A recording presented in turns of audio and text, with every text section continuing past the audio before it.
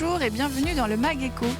Nous sommes aujourd'hui à Tresse-Septier dans l'entreprise Made to Wood, anciennement Fiolo Création, une société effectivement reprise en octobre 2022 par Mélissa Bulot et Antoine de Beauménil. Cuisine, séjour, chambre ou encore salle de bain, entre autres, cette entreprise spécialisée dans l'aménagement intérieur sur mesure conçoit et fabrique en moyenne une centaine de projets par an pour un chiffre d'affaires de 750 000 €. Pour en parler, je rejoins tout de suite Mélissa Bulot. Bonjour Mélissa. Bonjour.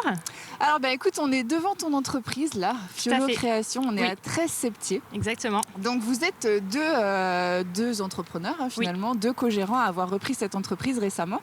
Mais alors tu as un parcours un petit peu particulier, tu es sur deux zones en même temps. Alors explique-nous un petit peu quel est ton métier à la base. Alors à la base, moi je suis architecte d'intérieur. Okay. Donc j'ai monté mon agence en 2011. Okay. Et ensuite en 2020, j'ai créé une société qui s'appelle M2M Made to Measure, okay. qui est une société de fabrication de façades et portes sur mesure pour les caissons standards et plus génériquement de l'agencement intérieur sur mesure. Alors tu as créé cette entreprise ici sur la Vendée ? Non, pas du tout. Moi je suis basée à Paris. D'accord. Donc j'ai un showroom à Paris, dans le 16e. Et ensuite j'ai commencé mon activité en faisant de la sous-traitance. Et la demande se développant, j'ai eu le projet du coup d'acquérir mon propre atelier de production et de pouvoir internaliser l'ensemble de la fabrication. D'accord, alors comment vous en êtes arrivé à reprendre cette entreprise et avec qui ? Alors, avec mon associé, donc Antoine, on a des profils très complémentaires. Et justement, quand j'ai eu le projet donc de développer mon atelier de production, j'avais besoin de qualité, des compétences, que je n'avais pas exactement en gestion de prod, en gestion de management, en technique. Et en l'occurrence, Antoine cochait toutes les cases. Et donc c'est pour ça que je l'ai associé à mon projet. Et aujourd'hui, qui est également son projet à part entière, vu que lui est physiquement ici à temps plein. Okay. Et moi seulement une semaine sur deux. D'accord, donc là vous avez une clientèle professionnelle, particulière par rapport à ce que toi tu avais déjà développé sur Paris ? Alors aujourd'hui justement, voilà, moi sur Paris j'ai 70% de mes clients qui sont des prescripteurs et des professionnels, contre environ 30% de particuliers, ce qui n'était pas le cas sur la société qu'on a reprise ici. Ouais. Et c'est justement le projet qu'on a de développer toute la partie prescripteur professionnel pour développer l'activité, mais sans négliger évidemment les particuliers qui restent quand même une part importante de notre clientèle. Et alors comment s'est fait le choix sur cette entreprise-là en particulier ? Qu'est-ce qu'elle avait de plus que les autres qui vous convenaient ? Eh bien, elle avait donc en termes de taille, ça correspondait à ce qu'on avait besoin pour développer notre activité et surtout le savoir-faire. Ouais. Nous, on souhaitait vraiment une fabrication 100% maison, ce qui n'est pas fréquent. Et aujourd'hui, cette société-là remplissait vraiment tous ces créneaux. Ce sont des ébénistes et voilà, c'était vraiment important pour nous qu'il y ait ce savoir-faire de fabrication. Et alors pourquoi le choix sur la Vendée en particulier ? Est-ce qu'Antoine était déjà sur la Vendée ? Parce que toi finalement tu n'y étais pas au quotidien. Moi j'étais effectivement pas sur la Vendée, mais Antoine, mon associé, lui est ici physiquement. Donc c'était un des premiers choix. Ensuite parce que la Vendée est quand même une région très attractive et très dynamique. Et voilà, et puis les valeurs vendéennes nous correspondaient bien. Donc c'était un choix et vraiment un souhait de se développer ici, tout à fait. Ok, très bien. Bon, justement, je vais aller retrouver Antoine qui va nous faire découvrir un peu votre atelier et puis justement tout ce savoir-faire des ébénistes qui travaillent pour vous. Merci. À tout à l'heure.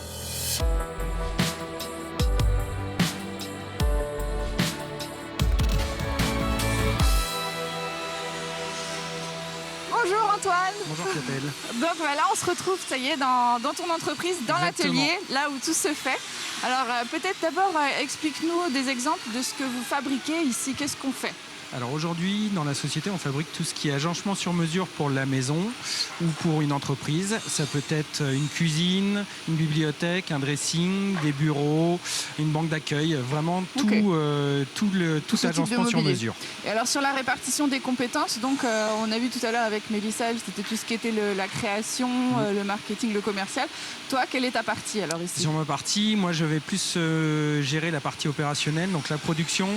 Je vais aider aider Mélissa sur la partie commerciale localement et puis travailler avec Arnaud qui est au bureau d'études sur la conception et la réalisation des projets pour les clients. Et donc typiquement la création des dessins, etc. se fait par Mélissa et dans l'ordre ça passe par le bureau d'études, c'est ça? Tout à fait. Ça passe par le bureau d'études. Donc Arnaud reprend tous les 3D pour pouvoir les rendre, pour pouvoir les montrer à nos clients. Et puis derrière, c'est transféré en 3D pour les menuisiers qui vont s'assurer de la faisabilité technique et puis pouvoir suivre le projet dans l'ensemble. D'accord. Alors sur quel type de matériaux vous travaillez? Alors on va travailler sur l'ensemble des matériaux en bois, majoritairement des panneaux mélaminés comme on a sur les différents projets que l'on peut voir autour de nous, mais aussi des MDF qu'on ira laquer derrière avec notre partenaire pour le laquage, mais également des bois massifs, chênes, hêtres, voilà, l'ensemble du panel bois. Et on peut intégrer aux besoins du métal, du verre en fonction de ce que souhaitent les clients. D'accord, donc là tu as quel type de profil de salariés? Là vous êtes combien? Aujourd'hui on a au niveau atelier 6 menuisiers qui ont tous le même profil, qui ont une formation ébéniste à la base, ce qui vraiment leur permet d'appréhender la minutie et la qualité qui est entendue par nos clients. Et on a, donc dans ces 6 menuisiers, on a un apprenti avec nous, ça c'est important aussi pour la société de former les générations futures. Et puis on a une personne au bureau d'études, comme je disais tout à l'heure, qui fait toute la partie avant production. Alors donc vous avez repris, on le disait tout à l'heure, une entreprise récemment. Est-ce que ce sont tous des employés qui sont restés? Vous avez réembauché? Alors aujourd'hui, on a repris l'ensemble des salariés qui étaient dans l'entreprise, que ce soit sur la partie administrative, en production ou au bureau d'études. Et puis si le chiffre d'affaires se développe comme on a prévu dans notre business plan, ce qu'on souhaite, effectivement, il y aura des embauches qui sont prévenues à l'avenir. D'accord. Alors comment s'organise le travail ici? Ben là, on voit chaque menuisier à son établi et travaille sur son projet. On commence dans le bureau d'études avec les plans 3D et l'analyse du projet avec toutes les feuilles de débit et le calpinage qui est fait numériquement pour pouvoir l'optimiser en termes de temps.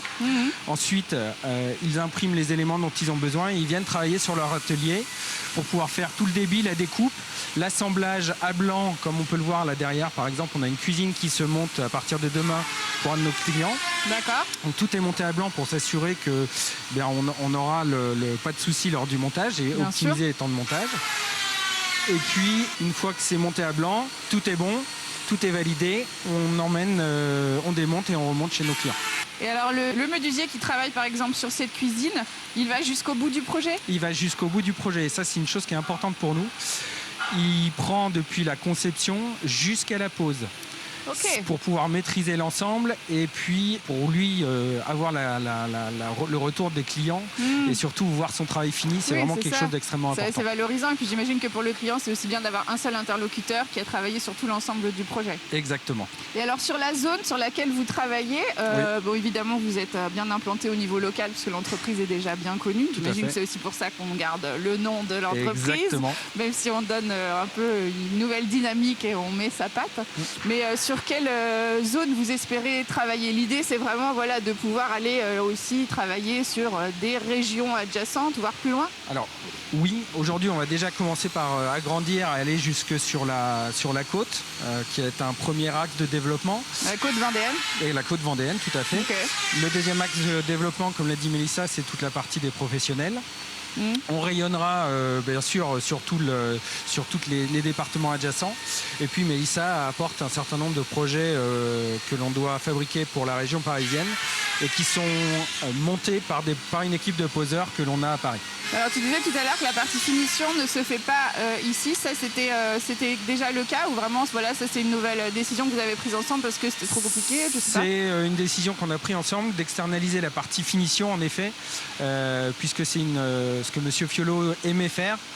Donc lui a monté son atelier à côté et on travaille étroitement main dans la main avec lui sur cette partie-là. Donc il a cédé son entreprise mais il continue de vous accompagner encore aujourd'hui. Exactement, d'une certaine manière.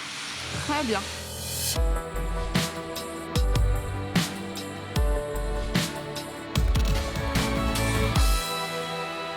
Donc là, on est dans une autre partie de l'entreprise, donc votre showroom, c'est ça? Oui, voilà, on a un showroom d'à peu près 80 mètres carrés où on présente une partie de notre savoir-faire. Ouais. Donc de la cuisine, du meuble de salle de bain, du mobilier, meubles télé, bibliothèque, des verrières, Ouais. mais ce n'est encore qu'une petite partie de tout ce qu'on sait faire. Oui, j'imagine qu'après, l'idée, c'est aussi d'apporter votre patte et de pouvoir modifier ça, parce que ça, c'est un showroom qui est tel quel depuis que vous avez repris, parce que je rappelle, c'est quand même une entreprise très récemment reprise. Hein. Exactement, oui, tout à fait. Quand on est arrivé donc au mois d'octobre 2022, le showroom était déjà tel quel. On n'a pas encore eu le temps d'y mettre notre patte, mais c'est un projet qu'on a effectivement à court terme de le remanier et de présenter encore plus notre savoir-faire. Et alors, du coup, quelle est la valeur ajoutée, j'ai envie de dire, de votre entreprise aujourd'hui? Ce que vous voulez mettre en avant, c'est ce savoir-faire, cette qualité de savoir-faire de vos employés et le vôtre, évidemment. Mais cette personnalisation? Exactement, voilà. Nous, on a aussi un concept qui est de la façade et de l'habillage sur mesure pour des caissons standards ou bien même des cuisines déjà existantes. Voilà, si demain, quelqu'un veut revoir son intérieur mais sans tout bouleverser, qui a déjà des caissons qui sont de bonne facture et qui n'a pas forcément envie de changer. Juste besoin de changer les façades. Exactement, voilà. Donc on peut, nous, recréer des façades, ajouter des éléments sur mesure pour compléter.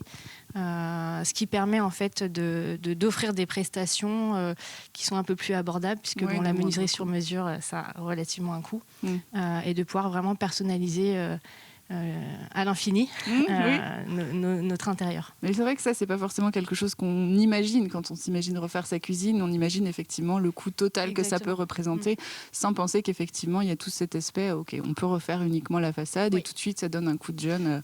Tout à fait, voilà, ça, on peut vraiment redonner une nouvelle vie à son intérieur sans avoir à tout reprendre à zéro.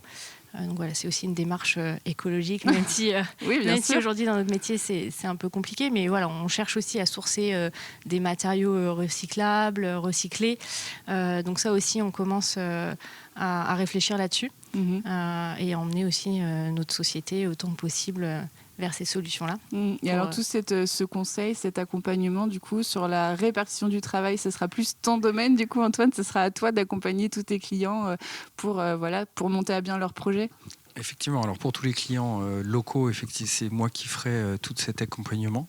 Et puis il y a effectivement aussi tous les clients parisiens que Mélissa pourra accompagner. Donc en fait, globalement, toi, tous tes clients maintenant, voilà, tout se fait ici.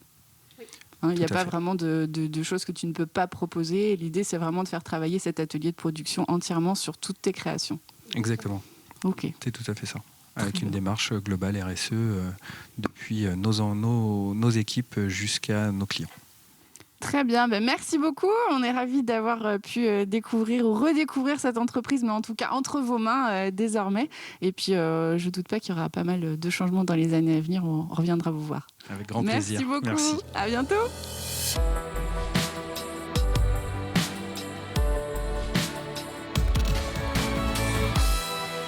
Vous l'avez vu, le savoir-faire made in France et surtout le savoir-faire made in Vendée a encore de beaux jours devant lui. Cette entreprise est d'ailleurs lauréate 2022 du réseau Entreprendre Vendée. Merci beaucoup et à la semaine prochaine pour un prochain Mag Éco.